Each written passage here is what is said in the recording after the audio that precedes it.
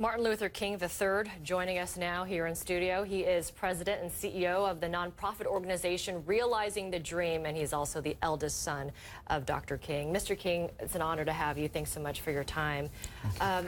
You know, I'm curious to know what has been going through your mind all day today. I mean, this is a man who allegedly walked into a house of worship and said, "I'm here to shoot black people."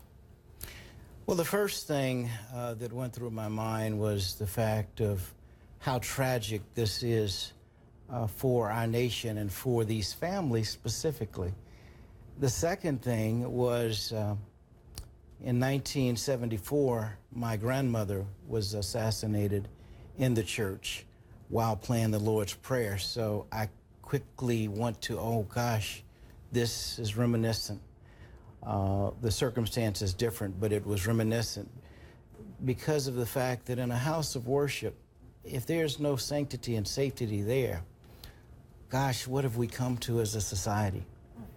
And yet, it's not that we've come to this today. Black churches going back decades have been the targets for madmen, for racists. And even today, your father's church, Ebenezer Baptist, has armed guards outside of it to this very day. I mean, how afraid are congregations of violence when they gather to pray? Well, you know, I don't know that congregations are afraid of violence, certainly concerned that violence could occur. Provisions have been put in place today to hopefully minimize that. I think what we have to think about is what is creating these consistent incidents in 2015.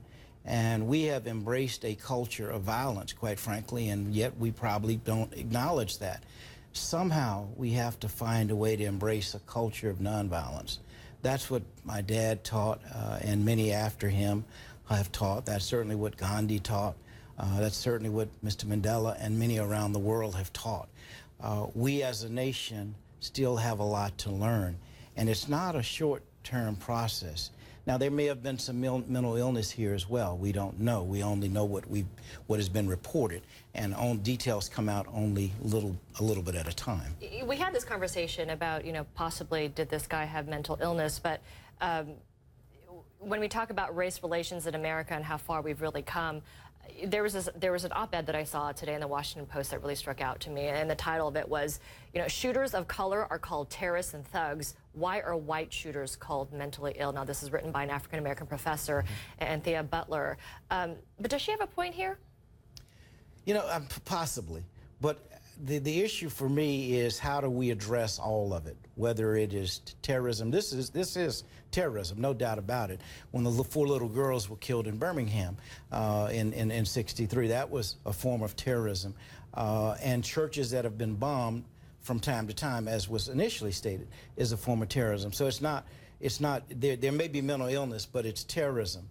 And we just don't have a good handle on how to address these issues yet. What is most wonderful, though, is to see this community of Charleston and the state of South Carolina coming together across party lines, across ethnic lines. People are concerned. Now, the goal is for there to be enough concern for us to address some of these issues. The president talked about some level of gun control that he did not think would happen. And it's interesting because this nation is infatuated with guns, and yet people will deny that. Well, we need a gun for safety. They talked about this young man at 21, his dad giving him a gun. We don't know yet what that means. But if that is the case, if his dad had not given him a gun, would that mean that he still would not have gotten one? Would that mean he would not have done this? We don't know all of that.